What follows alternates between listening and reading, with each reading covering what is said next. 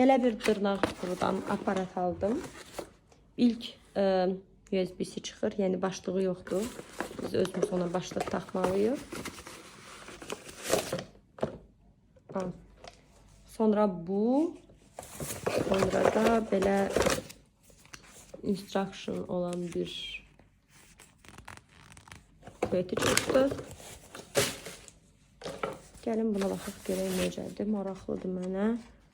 Keyfiyyəti bilmirəm necədir qızlar, sözün açığı, amma ilk dəfə dırnağı sizlə eləyəcəyik. Burada da ayarlamaq olur, məsələn 30 cm, 60 nə santimetr.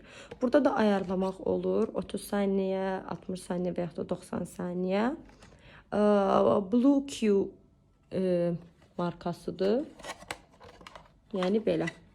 İşlədəndən sonra sizə bildirəcəm necədir keyfiyyəti.